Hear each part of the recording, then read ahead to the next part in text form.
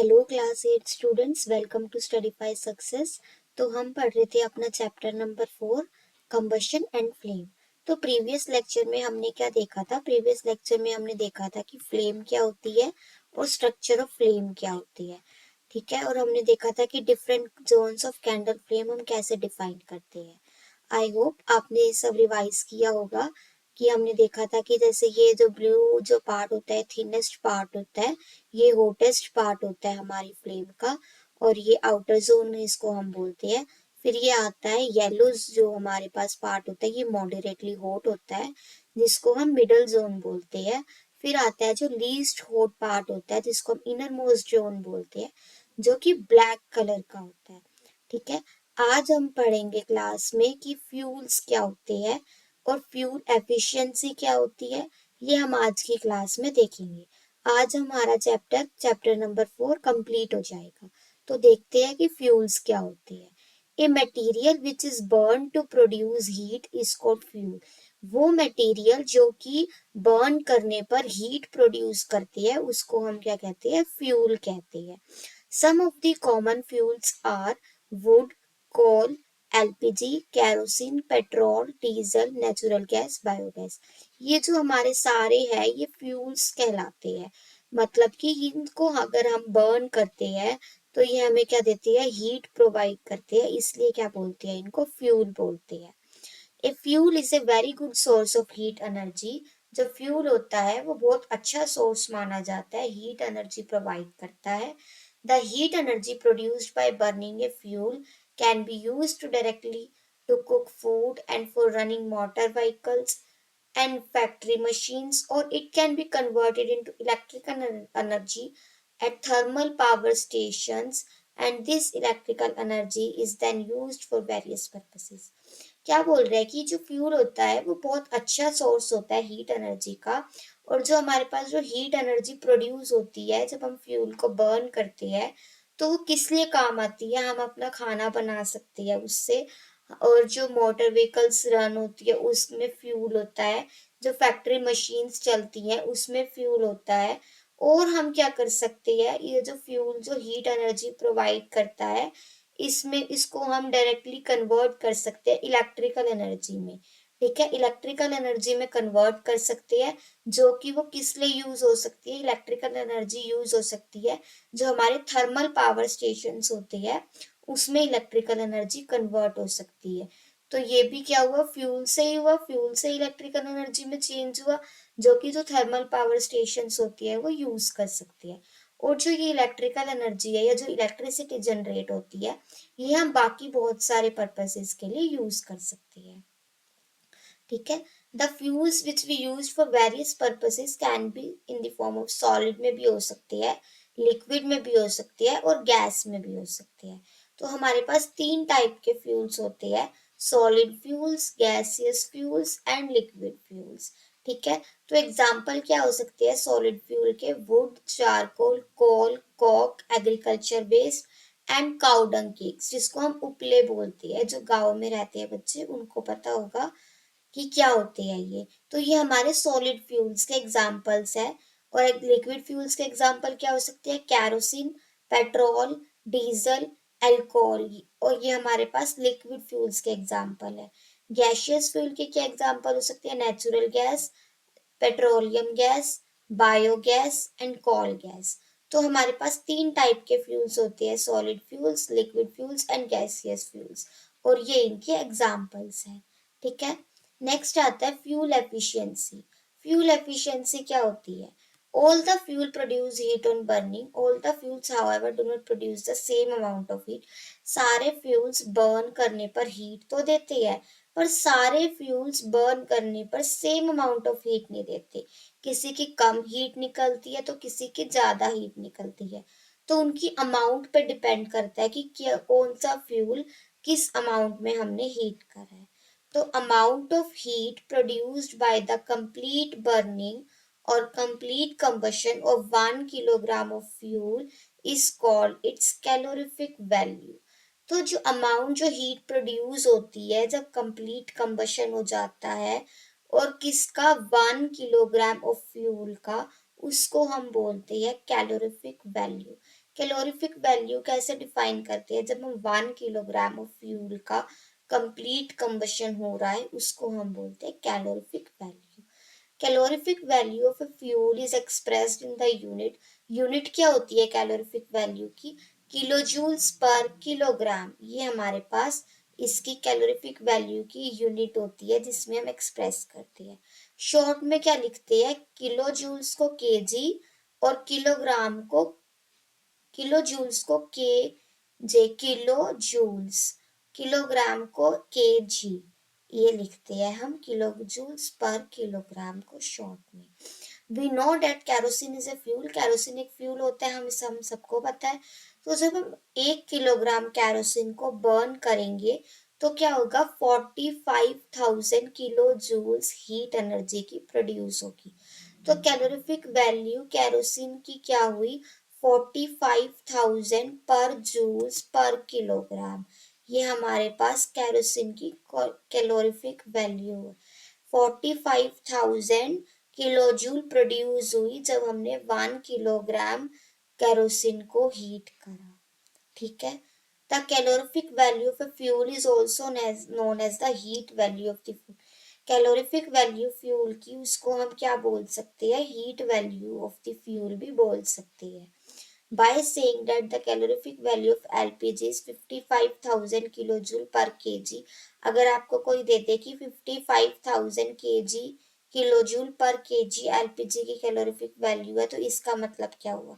इसका मतलब होगा कि 55,000 किलोजूल हीट प्रोड्यूस हुई है जब 1 किलोग्राम एलपीजी को बर्न करा है। ठीक है। नेक्स्ट आता है हमारे पास characteristics of the ideal fuel. कि एक आइडियल फ्यूल होने के लिए, कि उसकी गुड फ्यूल होने के लिए क्या क्या कैरेक्टरिस्टिक्स होनी चाहिए? It has high calorific value. Calorific जिसकी वैल्यू जितनी हाई होगी उतनी ही ज्यादा उसकी क्या होगी? अच्छी हीट प्रोड्यूस होगी। और जितनी ज्यादा हीट प्रोड्यूस होगी तो वो क्या माना जाएगा? एक आइडियल फ्यूल माना जाएगा। ठीक है। तो हाई कैलोरीफिक वैल्यू होनी चाहिए और it produces a large amount of heat. It Burns easily in air at a moderate rate. Air में आसानी से हो जाना चाहिए, एयर में आसानी से बर्न हो जाना चाहिए at a moderate rate. That is it burns neither too fast not too slow. मतलब कि ना ज्यादा फास्ट बर्न करे ना ज्यादा स्लो, एक मॉडरेट रेट पर उसको बर्न हो जाए। It has a proper ignition temperature. Ignition temperature नहीं ज्यादा भी नहीं होना चाहिए और बहुत कम भी नहीं होना चाहिए। एक प्रॉपर मॉडरेट इग्निशन टेम्परेचर होना चाहिए एक गुड फ्यूल होने के लिए। It does not produce any harmful gases और leaves any residue after burning. Burning के बाद कोई भी हार्मफुल गैसेस उसको नहीं प्रोड्यूस करनी चाहिए और कोई रेजिड्यू जो कि हमारे एनवायरनमेंट को पोल्यूट करे, तो ऐसा अगर नहीं होगा तो वो हमारे लिए एक गुड फ्यूल माना जाएगा। चीप होना चाहिए, आराम से अवेलेबल हो जाना चाहिए, इजी टू ट्रांसपोर्ट होना चाहिए। तो जिसमें ये 5 कैरेक्टरिस्टिक्स होगी वो हमारा एक गुड फ्यूल, एक आइडियल फ्यूल माना जाएगा। ठीक है। ये कैरेक्टरिस्टिक्स होनी चाहिए अगर हम किसी भी आइडियल फ्यूल या गुड फ्यूल उसको कह रहे हैं।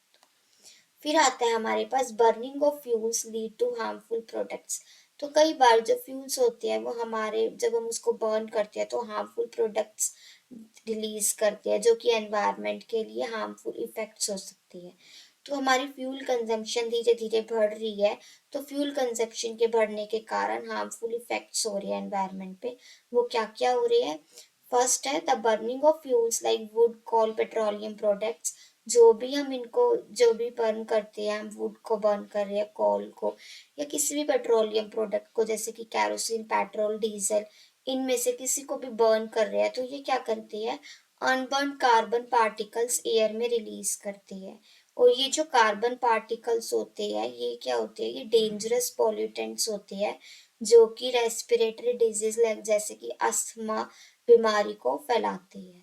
ठीक है। सेकंड आता है हमारे पास incomplete combustion of fuels due to insufficient air produces a very poisonous gas called carbon monoxide. तो क्या होता है, जब हम कंबशन करते हैं फ्यूल की, अगर कभी इनकम्प्लीट कंबशन होती है ऑक्सीजन ना पूरी होने के कारण या इनसफिशिएंट एयर के कारण, तो एक वो वेरी पॉइजन जो बहुत जहरीली गैस छोड़ती है वो क्या होती है, कार्बन मोनोऑक्साइड। अगर हम कार्बन मोनोऑक्साइड को इनहेल कर लेते हैं एक्सेसिव अमाउंट में, बहुत ज्यादा अमाउंट में इनहेल कर लेते हैं, तो वो पर्सन की डेथ भी हो सकती है। तो हमें कभी भी अपने रूम में, जब we should never sleep in a room with close door and windows. अगर आप कभी भी कोल जला रहे हो अपने रूम में, तो आपको पूरा दरवाजा बंद करके, विंडोज पूरी बंद करके, क्लोज रूम में नहीं सोना चाहिए। इससे क्या होता है, जो कोल होता है वो बर्न्ड होता है, इनसफिशिएंट सप्लाई एयर जो होती है रूम में। क्लोज, अगर हम डोर्स और विंडोज क्लोज होंगी तो एयर की प्रॉपर सप्लाई नहीं हो पाएगी, और प्रॉपर सप्लाई नहीं हो पाएगी तो उस वजह से क्या प्रोड्यूस होगी, कार्बन मोनोऑक्साइड गैस प्रोड्यूस होगी। और कार्बन मोनोऑक्साइड गैस प्रोड्यूस होने के कारण पर्सन जो होगा वो जब सो रहा होएगा, वो अच्छे से इनहेल, मतलब उसको उसका ऑक्सीजन नहीं मिल पाएगी, और ऑक्सीजन ना मिलने के कारण वो कार्बन मोनोऑक्साइड जो गैस होएगा वो इनहेल कर लेगा, और उस वजह से उस पर्सन की डेथ भी हो सकती है। तो आप कभी भी अपने रूम में कॉल, जब कोयला जलाकर नहीं सोओगे, जैसे कभी ठंड होती है तो जला लेते हैं ना, तो ऐसे जलाकर नहीं सोना, जिसकी वजह से डेथ भी हो सकती है। थर्ड पॉइंट है, the burning of fuels releases carbon dioxide into air in the environment. जो फ्यूल्स बर्न करती है उसमें से कार्बन डाइऑक्साइड एयर में रिलीज होती है, जिसके कारण क्या होता है, कार्बन डाइऑक्साइड की अमाउंट परसेंटेज इंक्रीज हो रही है हमारे एयर में, और जिसकी वजह से ग्लोबल वार्मिंग हो रही है। ये कैसे होता है, कार्बन डाइऑक्साइड जो हमारी एयर में है वो ट्रैप हो जाती है, जो कि हीट रेज में होती है, सन की हीट रेज में, जो कि ग्रीन हाउस इफेक्ट प्रोड्यूस करती है। और ये जो ग्रीन हाउस इफेक्ट होता है ये हमारे लिए अच्छा नहीं होता। ग्लोबल वार्मिंग जो होती है ये हमारे अर्थ एटमॉस्फेयर के टेम्परेचर को बढ़ा देती है। किसके कारण से होता है ये जो हमारी कार्बन डाइऑक्साइड एयर में ज्यादा परसेंटेज में बढ़ जाती है। This due to rise in temperature, जैसे जैसे टेम्परेचर बढ़ता है, जो पोलर रीजन्स है या जो स्नो है वो मेल्ट होती है बहुत फास्ट, और जिसकी वजह से पानी ज्यादा बनता है। और पानी ज्यादा बनेगा तो जो ये वाटर होगा ये सी लेवल में क्या करेगा, फ्लड्स लाएगा, बाढ़ आ सकती है कोस्टल एरियाज में। और जो कोस्टल एरियाज के पास में घर होते हैं या फिर जो प्रॉपर्टीज है, जो लाइफ वहाँ इंसान वहाँ रह रहे हैं, उनको क्या होगा, नुकसान होगा। ठीक है, तो इस वजह से कार्बन डाइऑक्साइड हमारे डेली लाइफ में इम्पैक्ट कर रही है। Burning of coal, petrol and diesel produces sulphur dioxide gas which goes into the air. तो क्या होता है, जो कार्बन, पेट्रोल, डीजल ये क्या करती है, सल्फर डाइऑक्साइड गैस प्रोड्यूस करती है, जो कि एयर में जाती है। तो सल्फर डाइऑक्साइड गैस क्या होती है, सफोकेटिंग होती है बहुत ज्यादा, और कोरोसिव होती है। ये हमारे लंग्स को डैमेज कर सकती है। तो जो बर्न कर जो आप व्हीकल्स चला रही हो, तो उसमें क्या होता है, जो उसके इंजन्स होते हैं वो नाइट्रोजन ऑक्साइड्स भी प्रोड्यूस करती है। तो जो सल्फर डाइऑक्साइड और नाइट्रोजन ऑक्साइड फ्यूल्स के बर्न होने पे प्रोड्यूस हो रही है, वो हमारी जो रेन वाटर होती है उनमें मिक्स हो जाती है, ऊपर एटमॉस्फेयर में जाके उनमें मिक्स हो जाती है। जो बारिश आती है तो वो जो बारिश होती है वो एसिड्स में भरी होती है, क्योंकि जो नाइट्रोजन ऑक्साइड और सल्फर डाइऑक्साइड क्या करती है, एयर में घुलने के बाद एसिड्स बनाते हैं। और एसिड जो, अगर वो रेन वाटर में एसिड होएगा तो हम उसको क्या कहते हैं, एसिड रेन बोलती है। और एसिड रेन बहुत हार्मफुल होती है फॉरेस्ट्स के लिए, एक्वाटिक एनिमल्स के लिए और बिल्डिंग्स के लिए। फॉरेस्ट में जो पशु रह रहे हैं उनके लिए बहुत हार्मफुल होती है। जो एक्वेटिक एनिमल्स होते हैं जो पानी में रह रहे हैं उनके लिए बहुत हार्मफुल होती है, और बिल्डिंग्स के लिए बहुत हार्मफुल होती है। तो एसिड रेन बहुत हार्मफुल होती है। तो ये हमारे पास ये 4 पॉइंट्स है कि किस वजह से फ्यूल्स के बर्न होने पे हार्मफुल प्रोडक्ट्स फॉर्म हो रही है, और वो जो हार्मफुल है प्रोडक्ट्स फॉर्म हो रही है वो हमारे डेली लाइफ को कैसे इम्पेक्ट कर रही है। ठीक है, नेक्स्ट आता है हमारे पास द केस ऑफ सीएनजी। तो जो हम पेट्रोल और डीजल यूज कर रही है, आजकल आपने देखा होगा कि हम उसको रिप्लेस करके अपनी सीएनजी यूज कर रहे हैं। जैसे कि सीएनजी ऑटो रिक्शास चल रहे हैं दिल्ली में, सीएनजी की कार्स चल रही है। तो पेट्रोल और डीजल को रिप्लेस करके हम सीएनजी यूज कर रहे हैं, क्योंकि जब सीएनजी को बर्न करती है उसमें बहुत बहुत ही कम हार्मफुल प्रोडक्ट्स रिलीज होते हैं। तो हमारी सीएनजी एक क्लीन फ्यूल मानी जाती है, क्योंकि जब हम इसको बर्न करती है इसमें से कोई धुआं नहीं निकलता, ठीक है। और जब बर्न करती है सीएनजी को, ये बहुत बहुत कम अमाउंट में हार्मफुल प्रोडक्ट रिलीज करती है, और जिसकी वजह से रिड्यूस हो रहा है एयर पोल्यूशन, सिटीज में रिड्यूस हो रहा है। आपने देखा होगा कि दिल्ली में सीएनजी के ऑटो चलते हैं, मुंबई में चलते हैं। तो जो हम धीरे धीरे अपनी गाड़ियों में सीएनजी भरवाने लग गए हैं, सीएनजी के फ्यूल स्टेशन खुल गए हैं, जैसे कि पेट्रोल्स के खुले हुए हैं। तो धीरे धीरे सीएनजी का हम ज्यादा यूज कर रहे हैं, और पेट्रोल और डीजल्स का अपनी कार में, अपने ऑटोमोबाइल्स में, व्हीकल्स में कम यूज कर रहे हैं। क्यों? क्योंकि सीएनजी एक क्लीन फ्यूल मानी जाती है। ये जब हम इसको बर्न करती है, इसको जलाते हैं, तो इसमें से कोई भी धुआं नहीं निकलता, और हार्मफुल प्रोडक्ट्स ना के बराबर निकलते हैं, बहुत कम निकलते हैं, जिसकी वजह से एयर पोल्यूशन रिड्यूस होता है, और हमारे डेली लाइफ में इम्पैक्ट इसका कम होता है। जो भी हार्मफुल प्रोडक्ट्स है उनका इम्पैक्ट कम होता है, ठीक है। तो हमारा चैप्टर नंबर 4 या आज कंप्लीट होता है। आई होप आपको आज का लेक्चर अच्छे से समझ आया होगा। हमारा ये चैप्टर कंप्लीट हो गया। Thank you so much. मिलते हैं किसी और चैप्टर के साथ। If you want the notes of this video, go to the group description and download the Studify Success app to access the notes. Thank you so much.